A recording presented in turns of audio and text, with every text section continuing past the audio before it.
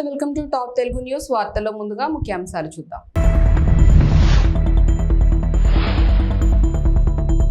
కేసీఆర్ పని అయిపోయింది, కారు షెడ్డుకే రేవంత్.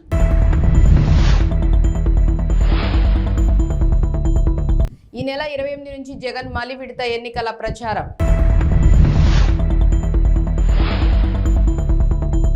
ఈ నెల 29న తెలంగాణలో జేపీ నడ్డా పర్యటన.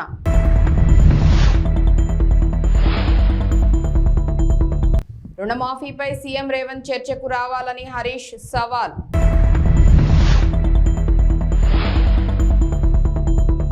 టీటీడీకి చెందిన 2000 నోట్ల మార్పిడికి ఆర్బీఐ అంగీకారం.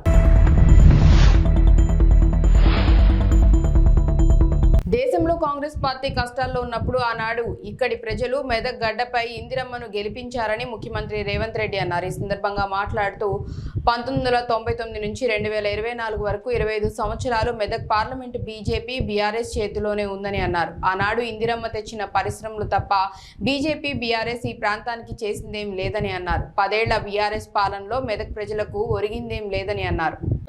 ముఖ్యమంత్రిగా ఈ రాష్ట్ర ప్రజలకు ఇచ్చిన హామీలు అమలు చేయకపోను 4 కోట్ల తెలంగాణ ప్రజల్ని మోసం చేసినందుకు మొన్న డిసెంబర్ నాడు మీరందరూ కలిసి టిఆర్ఎస్ పార్టీని తిత్తిదీసి కోదండానికి వేలాడేసి ఈరోజు కారు గుర్తును కార్ఖానకు పంపించారు. అయ్యా కొడుకులు చెప్తున్నారు కారు కార్ఖానకు పోయింది మళ్ళీ వాపసు వస్తుందని. మాకానే చెప్తున్నాడు సారీ కాదు, కార్ఖానా నుంచి వాపసు రాదు, తూకానికి అమ్మాల్సిందే, దాని పని అయిపోయింది, అనుం చెడ్డది అని చెప్పి. అందుకే ఇవాళ కేసీఆర్ ఎన్ని చెప్పినా, కేటీఆర్ ఎన్ని అబద్ధాలు మాట్లాడినా, తండ్రి 4 గంటలు కొడుకు 2 గంటలు టీవీ 9లో కూర్చొని ఎంత దుఃఖం వెళ్ళిపుచ్చినా ప్రజలకు సానుభూతి రాలేదు. ఇవాళ ఆ సానుభూతి రాలేదు అని చెప్పి చంద్రశేఖరరావు గారు బస్ వేసుకొని బయలుదేరిండు. కారు పని అయిపోయిందని ఇవాళ బస్ వేసుకొని బయలుదేరిండు.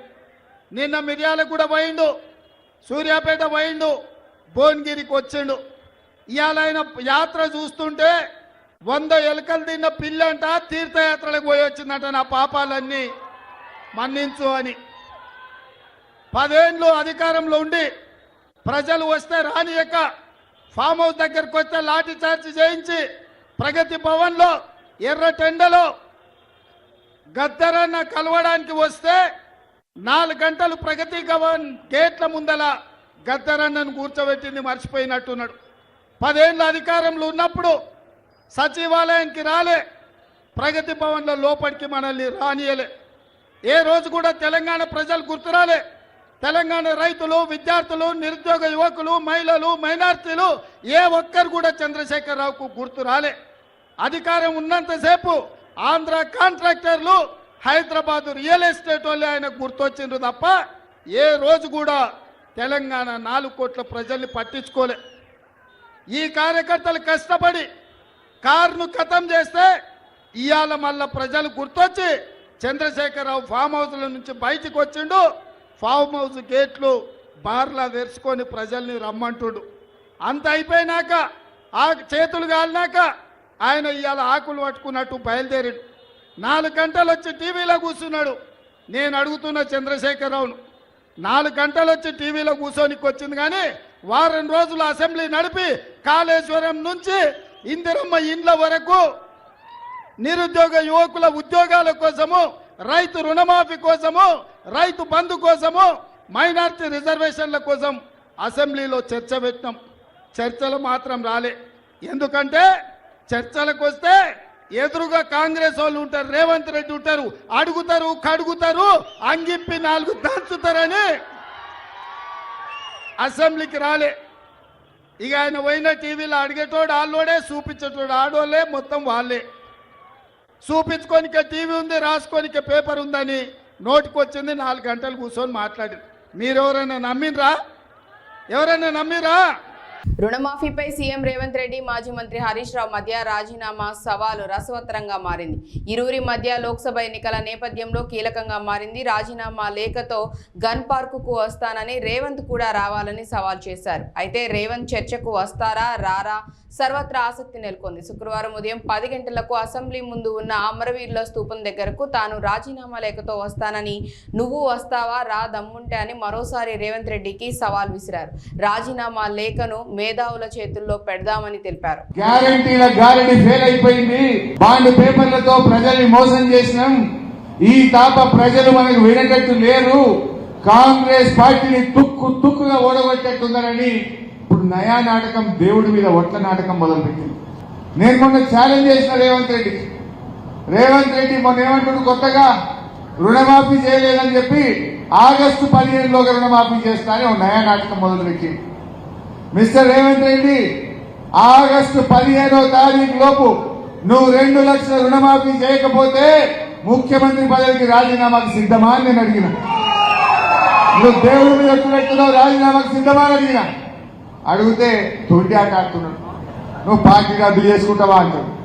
నేను మళ్ళీ ఇవాళ అడుగుతున్నా ఈ ఖమ్మం నుంచి, రేవంత్ రెడ్డి గారు ఆగస్టు 15వ తారీఖు లోపు ఇచ్చిన మాట ప్రకారంగా వడ్డీతో సహా 39,000 కోట్ల రూపాయల రుణమాఫీని నువ్వు ఖచ్చితంగా చేస్తావా చేయవా? ప్రజలకు సమాధానం చెప్పు.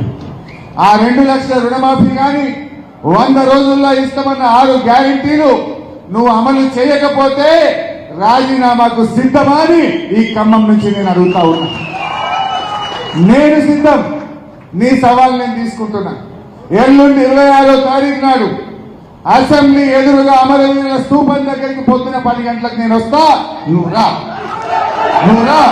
ఆ అమరుల సాక్షిగా ప్రమాణం చేద్దాం. ఆగస్టు 15వ తారీఖు లోపు నువ్వు 2 లక్షల మాఫీ చేస్తా అని 100 రోజుల్లో బాండ్ పేపర్ మీద రాసిచ్చి అమలు చేస్తాను, 6 గ్యారెంటీలు అమలు చేస్తా అని చెప్పి నువ్వు ప్రమాణం చేయి, నేను ప్రమాణం చేస్తా.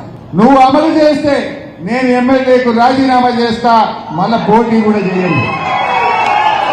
నువ్వు అమలు చేయకపోతే ముఖ్యమంత్రి పదవికి రాజీనామా చేయడానికి సిద్ధంగా ఉన్నావా అని అడుగుతా ఉన్నాను. ఇది ప్రజల్ని మోసం చేయడం కాదా? నువ్వు అమలు చేసేది నిజమైతే, నువ్వు మాట మీద ఉండేది నిజమైతే రా అమరవీరుల స్తూపం దగ్గరికి.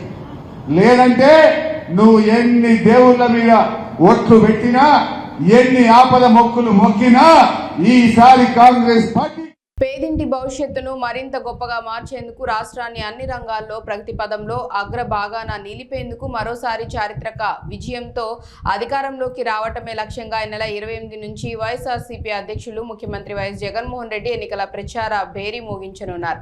ప్రతిరోజు 3 అసెంబ్లీ నియోజకవర్గాల్లో జరిగే బహిరంగ సభల్లో పాల్గొంటారు. ఈ నెల 28న ఉదయం 10 గంటలకు తాడిపత్రిలో నిర్వహించే బహిరంగ సభ ద్వారా ఎన్నికల ప్రచారానికి శ్రీకారం చుట్టనున్నారు. పోలింగ్ సమయం సమీపిస్తూ ఉండడంతో ఏపీలో రాజకీయ వాతావరణం మరింత హాట్గా తయారైంది. అధికార విపక్ష పార్టీలు ప్రచారాన్ని హీటెక్కిస్తున్నాయి. ఇప్పటికే తొలి దశ ప్రచారాన్ని పూర్తి చేశారు.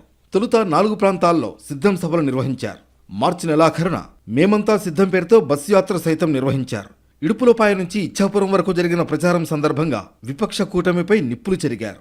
వైసీపీకి ఓటేస్తేనే సంక్షేమ పథకాలు అమలవుతాయని, బాబుకు ఓటేస్తే నిండా మునిగినట్లేనని ప్రజలకు సూచించారు సీఎం జగన్. ఈ యాత్ర వైసీపీ శ్రేణుల్లో జోష్ నింపింది. పులివెందులలో నామినేషన్ వేసిన తర్వాత మరో విడత ప్రచారానికి సిద్ధమయ్యారు సీఎం జగన్.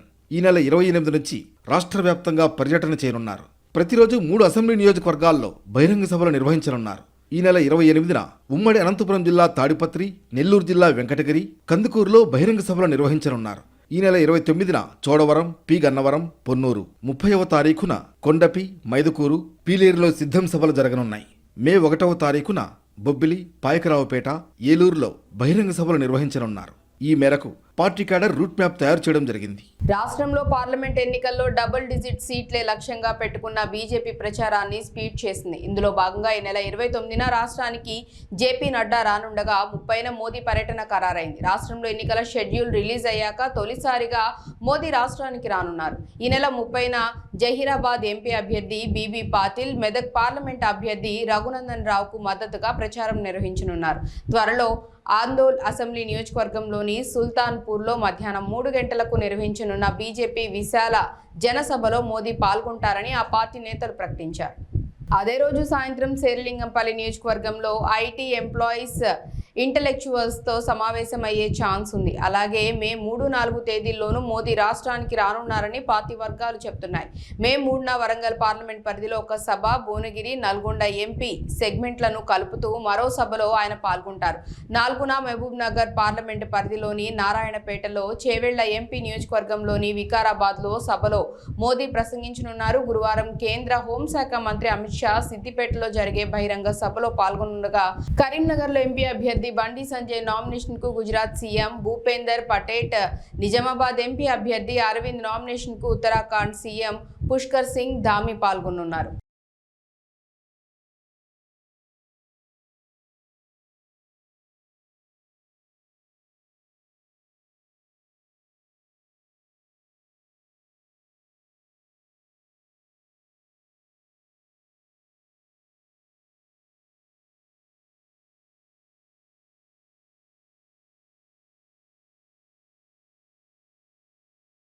కరీంనగర్ ప్రభుత్వ మహిళా డిగ్రీ కళాశాలకు కేంద్ర ప్రభుత్వం అటానమస్ హోదా కల్పించనుంది. కరీంనగర్ ప్రభుత్వ మహిళా డిగ్రీ కళాశాలకు అటానమస్ హోదా కల్పించాలని కోరుతూ ఫిబ్రవరి 16న ఎంపీ బీజేపీ జాతీయ ప్రధాన కార్యదర్శి బండి సంజయ్ కేంద్రానికి లేఖ రాశారు. బండి సంజయ్ లేఖపై కేంద్రం స్పందించింది. అటానమస్ హోదా కల్పిస్తున్నట్లు శాతవాహన యూనివర్సిటీ రిజిస్ట్రార్కు లేఖ అందించారు. అటానమస్ హోదా కల్పించినందుకు కేంద్ర మానవ వనరుల అభివృద్ధి శాఖకు బండి సంజయ్ కృతజ్ఞతలు తెలిపారు. ఇదే సైన్స్ కాలేజీలో కానీ ఆర్ట్స్ కాలేజీలో చదువుకున్న తర్వాత అనేక సమస్యల మీద అవగాహన ఉంటుంది. ప్రభుత్వ కళాశాలలో చదువుకునే విద్యార్థులందరూ కూడా సమస్యల మీద అవగాహన ఉంటుంది. నేను ప్రభుత్వ కళాశాలలో చదువుకునే వాటి నేను ఎంపీ అయ్యాను. ఒక పార్లమెంట్ సభ్యుడిగా ఏ సమస్య వచ్చినా, ఏ ఇబ్బంది వచ్చినా ఈ కళాశాల సమస్యల మీద ఒక అవగాహనతోనే తప్పకుండా పరిష్కరించే ప్రయత్నం చేస్తాను. కలియుగ ప్రత్యక్ష దైవం తిరుమల శ్రీ వెంకటేశ్వర స్వామి వారి దర్శనానికి ప్రతిరోజు వేలాది మంది భక్తులు తరలి వస్తుంటారు. ఇక ప్రతిరోజు కోట్లాది రూపాయలు శ్రీవారికి హుండీలో సమర్పించుకుంటారు భక్తులు. అయితే ఆర్బీఐ 2000 నోట్లను రద్దు చేసిన తర్వాత కూడా శ్రీవారి హుండీలో ఆ నోట్లను వేస్తూనే ఉన్నారు భక్తులు. దీంతో ఆర్బీఐతో నోట్ల మార్పిడి కోసం ప్రయత్నాలు మొదలుపెట్టింది టీటీడీ. ఎట్టకేలకు 2000 రూపాయలు మార్పిడిలో టీటీడీ ప్రయత్నం ఫలించింది. 2023 అక్టోబర్ 7వ తేదీ నుంచి 2000 రూపాయల నోట్ల మార్పిడిని రిజర్వ్ బ్యాంక్ ఆఫ్ ఇండియా రద్దు చేసిన విషయం విదితమే కాగా, అటు తర్వాత కూడా శ్రీవారి హుండీలో 2000 రూపాయల నోట్లు పెద్ద సంఖ్యలో సమర్పించారు భక్తులు. దీనిపై రిజర్వ్ బ్యాంక్ అధికారులతో స్పందించిన నోట్ల మార్పిడి చేయాలని విజ్ఞప్తి చేసింది టీటీడీ. దీనిపై సానుకూలంగా స్పందించారు రిజర్వ్ బ్యాంక్ ప్రతినిధులు. 2023 అక్టోబర్ 8వ తేదీ నుంచి 2024 మార్చి 22వ తేదీ వరకు 5 విడతల్లో 3,20,00,000 రూపాయల విలువ చేసే 2000 రూపాయల నోట్లను మార్పిడి చేసుకుంది టీటీడీ.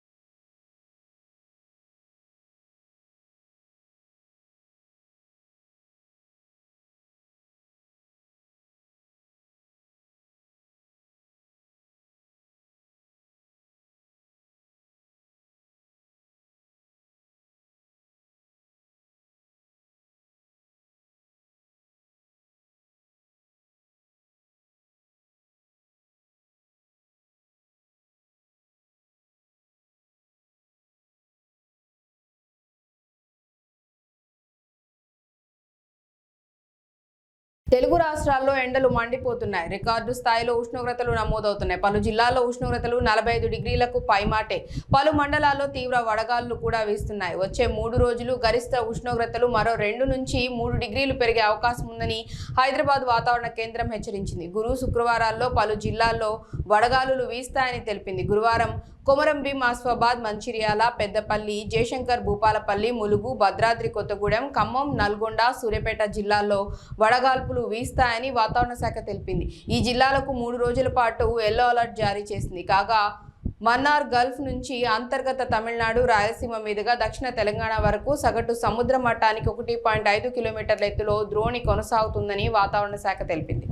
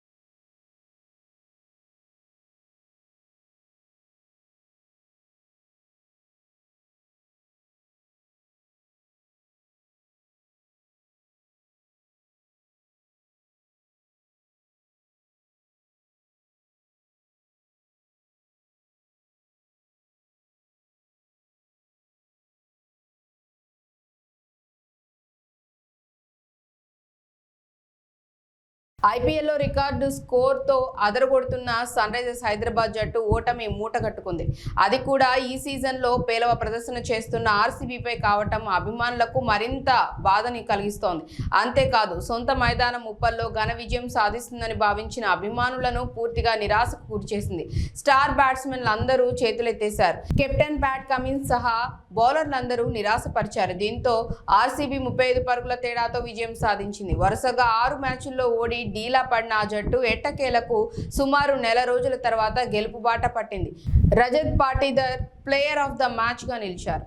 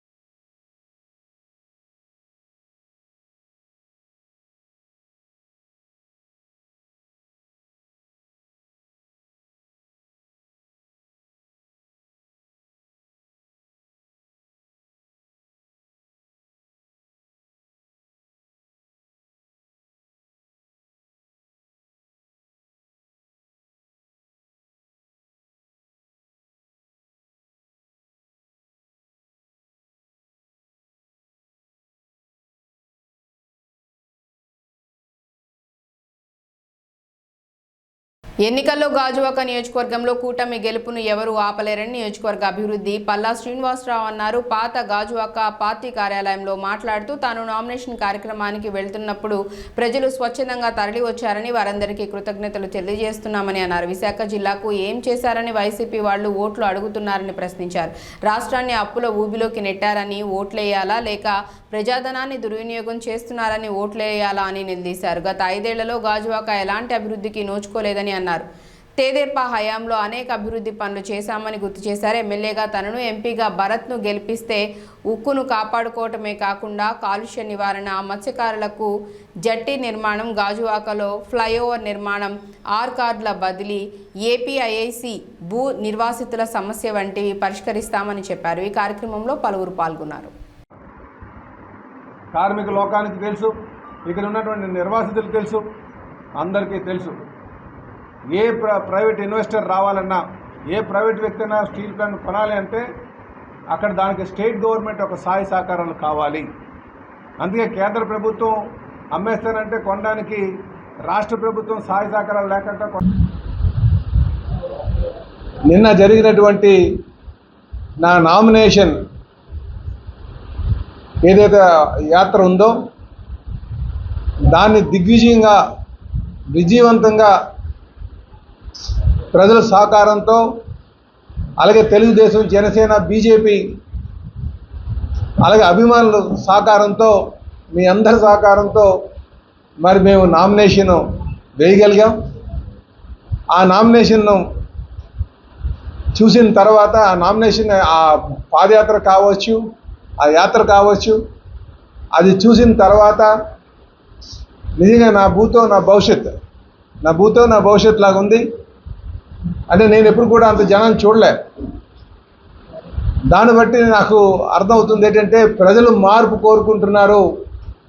ఇటు విశాఖపట్నంలో ఒక గాజువాకలో కావచ్చు, విశాఖపట్నం పార్లమెంట్ కావచ్చు, అలాగే ఈ రాష్ట్రంలో కావచ్చు, రేపు ఖచ్చితంగా ఎన్డీఏ కూటమి, తెలుగుదేశం, జనసేన, బీజేపీ కూటమి అధికారంగా రాబోతుందని చెప్పేసి ఈ సందర్భంగా తెలియజేస్తాను. అందుకే మీ ద్వారా నేను గాజువాక పుర ప్రజలకు, తెలుగుదేశం, జనసేన, బీజేపీ నాయకులకు, అలాగే అభిమానులకు అందరికీ కూడా మీ ద్వారా నేను వారికి ధన్యవాదాలు తెలియజేసుకుంటున్నాను.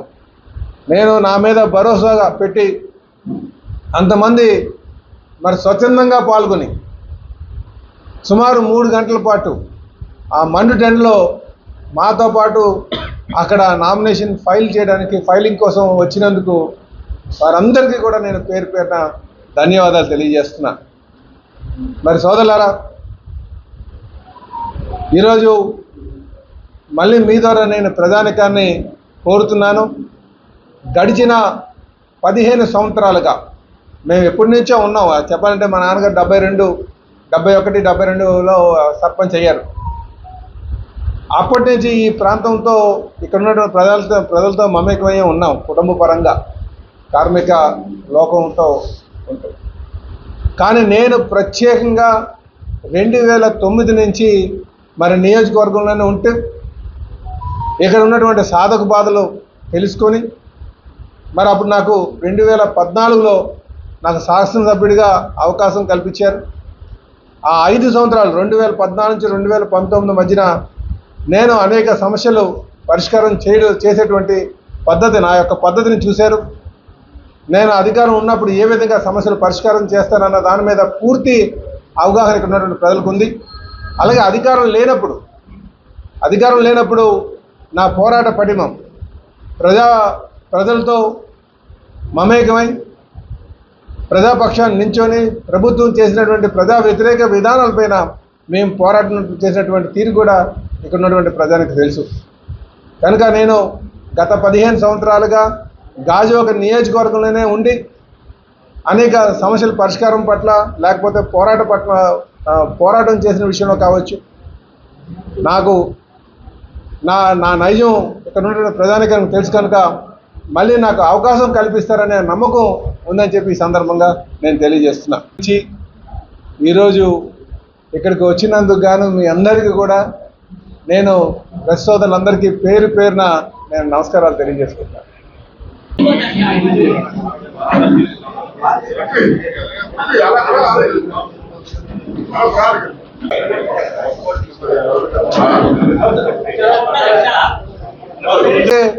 ప్రత్యక్షంగా ఉద్యోగస్తులు 35 వేల మంది ఉన్నారు. వారు కూడా చాలా ఆందోళన. అయితే ఈ ప్రభుత్వం వచ్చిన తర్వాత ఆ రెజల్యూషన్ పక్కన పెట్టేశారు. మీరు దాన్ని ముందుకు వెళ్ళలేదు. కనుక మేము అధికారం వచ్చిన తర్వాత ఏదైతే బ్రేక్ వాటర్ అంటే చాలా మంది జట్టి అని అంటుంటారు. వారి విజయానికి తోడ్పాటుకి వాళ్ళందరూ సిద్ధంగా ఉన్నారు. వాస్తవానికి నిన్న మీరు చూస్తుంటారు, మీరు కూడా ప్రత్యక్షంగా మా అభ్యర్థి పల్లా శ్రీనివాస్ గారు సహజంగా అందరికీ నమస్కారం పెడితే బిల్డింగుల మీద ఉన్నవాళ్ళు కానీ వాళ్ళే బయటకు వచ్చి ప్రతిస్పందనగా ఇలా చెప్తా ఉన్నారు విజయోత్సవం అని. అంటే స్పందన ఉంది, మా కూటమిని ఆహ్వానిస్తున్నారు.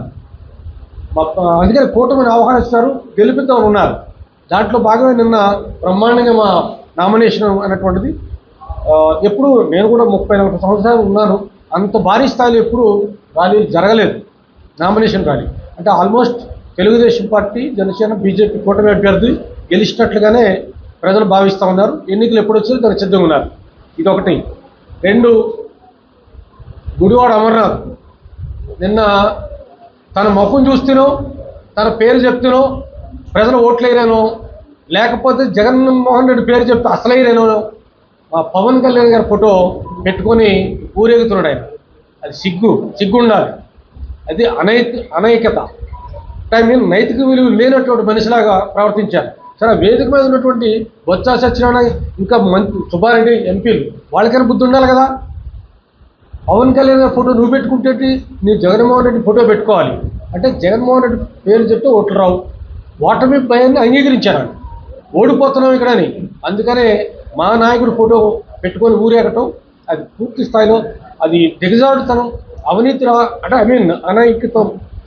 అనైక్యతగా. అందువల్ల ఇప్పటికనే ఆల్మోస్ట్ అతను ఓటమిని అంగీకరిస్తూ ఆయనంతలో ఆయనే ఒకవేళ ఓట్లు రావని అనుకుంటే జనసేన పార్టీలో జాయిన్ అయిపోయి మా కూటమి అభ్యర్థి పల్లా శ్రీనివాస్ గారికి సపోర్ట్ చేస్తే బాగుంటుందని చెప్పి హితవు చేస్తున్నాం. 2, ఇక మా పార్టీ జనసేన పార్టీ శ్రేణులు పూర్తి స్థాయిలో మా అధ్యక్షుడు పవన్ కళ్యాణ్ గారు ఆదేశం మేరకు పల్లా శ్రీనివాస్ గారు కూటమి అభ్యర్థిగా గెలవడానికి కావాల్సినటువంటి శ్రమ ఏ మేరకు తీసుకోవాలన్నా తీసుకోవడానికి సిద్ధంగా ఉన్నాం. అందరూ కలిసి పనిచేస్తాం. 2 ఎంపీ అభ్యర్థులు కూడా గెలిపించుకుంటాం. ఎందుకు అంటే ఇందులో ఒక అర్థం ఉంది. పని చేయాలని తపన నాయకుడు కావాలని ప్రజలు కోరుకుంటారు. అవినీతి ఆరోపణలు మచ్చలేనటువంటి మనిషి కావాలని కోరుకుంటారు. మా అభ్యర్థికి అవినీతి మచ్చలైతే లేవు, ఉంటే పుట్టుమచ్చలు ఉండదు తప్ప. మిగతా మా మీద పోటీ చేస్తున్న అభ్యర్థి అమర్నాథ్కి తనకు పూర్తిగా అవినీతి మరకలే ఉన్నాయి. పూర్తిగా మొక్కలు చూస్తున్న అవినీతి మరకలతో ఆయన తిరుగుతూ ఉన్నాడు. అందుకనే మా అభ్యర్థిని ఎమ్మెల్యేగా గెలిపించుకోవాలని ప్రజలు చూస్తున్నారు. రాష్ట్రాన్ని 10 ఏళ్లు పాలించి ప్రజాధనాన్ని దుర్వినియోగం చేసిన బీఆర్ఎస్ పార్టీని ప్రజలు నమ్మొద్దని కాంగ్రెస్ పార్టీ సీనియర్ నాయకులు రైతు ఆత్మహత్యల నివారణ సంఘం రాష్ట్ర అధ్యక్షులు జంజిరాల రాజేష్ అన్నారు. ఈ సందర్భంగా మాట్లాడుతూ కాంగ్రెస్ అధిష్టానం సమిష్టి నిర్ణయం మేరకు ఖమ్మం పార్లమెంట్ అభ్యర్థిగా రఘురామ్ను ఎంపిక చేయడం పట్ల జంజిరాల హర్షం వ్యక్తం చేశారు. రాష్ట్రంలో 17కు 17 ఎంపీ స్థానాలను కాంగ్రెస్ ప్రభుత్వం కైవసం చేసుకోబోతోందని ఆశాభావం వ్యక్తం చేశారు. ఖమ్మం పార్లమెంటు అభ్యర్థిగా ఖమ్మం జిల్లా వాసి రామ్ సాయం సురేందర్ రెడ్డి గారు, వారి యొక్క కుటుంబం కాంగ్రెస్ పార్టీకి ఎన్నో సంవత్సరాల నుంచి సేవలు అందిస్తున్నటువంటి వారు, వారి తనయుడు అయినటువంటి రామ్ సాయం రఘురామరెడ్డి గారిని అధిష్టానం ఎంపిక చేసింది. దీని మీద ఉన్నటువంటి పరిస్థితుల్ని లేటెస్ట్గా ఒక మంచి అభ్యర్థిని మన పొంగులేటి శ్రీనివాసరెడ్డి గారు మరియు ఖమ్మం జిల్లా ఉప ముఖ్యమంత్రి బట్టి విక్రమార్క గారు, సీనియర్ నాయకులు శ్రీ తుమ్మల నాగేశ్వరరావు గారు మరియు శ్రీమతి రేణుకా చౌదరి గారు, వీరి యొక్క ఆధ్వర్యం లోపల ఈ క్యాండిడేట్ని ఎంపిక చేయడం కాంగ్రెస్ శ్రేణుల్లో నూతన ఉత్సాహాన్ని నెలకొల్పే విధంగా ఒక 24 క్యారెట్ల మంచి వ్యక్తి, మంచి కుటుంబం, ఉన్నతమైనటువంటి కాంగ్రెస్ విలువలతో ఉన్నటువంటి కుటుంబం నుంచి వచ్చినటువంటి వారు. వీరి ఎంపిక పట్ల సర్వత్రా కాంగ్రెస్, యువజన కాంగ్రెస్, మహిళా కాంగ్రెస్, సేవాదల్, కిసాన్ సెల్ అందరూ కూడా చాలా సంతోషంగా ఉన్నారు. ఎందుకనంటే ఖమ్మం జిల్లా కానివ్వండి, వరంగల్ జిల్లా కానివ్వండి, ఉమ్మడి ఖమ్మం జిల్లాలో కూడా వీరి యొక్క రామ్ సహాయం వాళ్ళ యొక్క దానకరణం లోపల లబ్ధి పొందినటువంటి వారు. అలాంటి కుటుంబం నుంచి ఒక మంచి వ్యక్తి ఇవాళ పార్లమెంటుగా ఎంపిక చేశారు. వీరందరి గెలుపు అత్యధిక మెజారిటీలో గెలిపించేటువంటి కార్యక్రమంలో మేమంతా ముందుంటామని చెప్పేసి కాంగ్రెస్ శ్రేణులు అందరూ కూడా ఉదయం నుంచి ఫోన్ చేసి మాట్లాడుతున్నారు. కాబట్టి వీరిని ఎంపిక చేసినటువంటి మల్లికార్జున ఖర్గే గారు కానివ్వండి, శ్రీమతి సోనియా గాంధీ గారు కానివ్వండి, శ్రీ రాహుల్ గాంధీ గారు కానివ్వండి, శ్రీమతి ప్రియాంక గాంధీ గారు కానివ్వండి, మరి అదేవిధంగా రాష్ట్ర ముఖ్యమంత్రి శ్రీ రేవంత్ రెడ్డి గారు కానివ్వండి, అనేక మంది పెద్దలందరికీ కూడా హృదయపూర్వక ధన్యవాదాలు తెలియజేస్తూ రామ్ సహాయం రఘురామరెడ్డి గారిని విజయాన్ని అప్రతిహతంగా బంపర్ మెజారిటీతో ఖమ్మం జిల్లా నుంచి వరంగల్ జిల్లాలో, ఖమ్మం జిల్లాలో 2 నియోజకవర్గాలు, అదేవిధంగా వరంగల్లో ఉన్నటువంటి 2 పార్లమెంటు స్థానాలు కూడా 4 పార్లమెంటు స్థానాలను కూడా కాంగ్రెస్ పార్టీ కార్యకర్తలు మరియు బడుగు బలహీన వర్గాలు, బీసీలు, ఎస్సీలు, ముఖ్యంగా బంజారాలు వీళ్ళందరూ కూడా కాంగ్రెస్ పార్టీ పట్టం కట్టాలనేటువంటి దాని మీద ఉన్నారు. చేసినటువంటి పనులు చెప్పుకోలేనటువంటి బీఆర్ఎస్ అభ్యర్థి నామా నాగేశ్వరరావు గారి కానివ్వండి, అదేవిధంగా ఉన్నటువంటి ఎంతోమంది పార్టీలు బీజేపీ పార్టీ అని చెప్పేసి వస్తున్నారు. వాళ్ళు 10 సంవత్సరాలు చేసిన అభివృద్ధి కార్యక్రమాలు చెప్పకుండా కేవలం జై శ్రీరామ్ అని చెప్పేసి పేరుతో ఉంటున్నారు. రాముడు అందరివాడు, రాముడు కులాల మతాల పేరు మీద తీసుకొచ్చేటువంటి వారు కాదు. అందరూ కూడా ముస్లిమ్స్లో కూడా శ్రీరామనవమి రోజు పాల్గొని దైవికంగా మరి పనిచేసినటువంటి వాళ్ళు ఉన్నారు. అలాంటి సెక్యులర్ కంట్రీ లోపల కేవలం రామతోటి 10 సంవత్సరాల పరిపాలన పూర్తవుతుంది అనుకుంటున్నారు. అది పొరపాటు. కానీ రాముడు అందరివాడు, అందరికీ కావలసినటువంటి వారు. త్రేతాయుగం నుంచి ఇప్పటి వరకు కొన్ని వేల సంవత్సరాల నుంచి కూడా ప్రతి గ్రామంలో గాంధీ గారి విగ్రహం ఉంది, ప్రతి గ్రామంలో రాముడి విగ్రహం ఉంది. ఇవాళ కొత్తగా రాముడు పరిచయం చేసేటువంటి పరిస్థితి తీసుకురాకుండా మీరు చేసినటువంటి అభివృద్ధి కార్యక్రమాలు ప్రజల ముందు ఉంచండి. మేము ఇది చేశాం, మీరు మళ్ళీ పట్టం కట్టండి అని. 2 సంవత్సరాలు 10 సంవత్సరాలు ఏలినటువంటి మీరు సామాన్యుడు బతకలేని పరిస్థితుల్లో పెట్రోల్ డీజిల్ రేట్లతోటి మమ్మల్ని తినడానికి తిండి లేనటువంటి పరిస్థితుల్లో మేము ముందుకు పోతున్నామని చెప్పేసి, కాబట్టి ఇలాంటి చౌకబారు మాటలు మాట్లాడవద్దని చెప్పేసి ఉత్తముడైనటువంటి రఘురామరెడ్డి ద్వారా మరి తెలంగాణలో కూడా కాంగ్రెస్ పార్లమెంట్ సీట్లు, అత్యధిక సీట్లు మా ముఖ్యమంత్రి రేవంత్ రెడ్డి గారు చెప్పినట్టు 17కు 17 సీట్లు కాంగ్రెస్ కైవసం చేసుకుంటుంది. రాహుల్ గాంధీ జూన్ 9వ తారీఖు నాడు ప్రమాణ స్వీకారం చేస్తారు ప్రధానమంత్రిగా అని చెప్పేసి మేము విజ్ఞప్తి చేస్తూ ప్రజల్ని కోరుకుంటున్నాను, మనవి చేసుకుంటున్నాను. జై కాంగ్రెస్, జై రాహుల్ గాంధీ.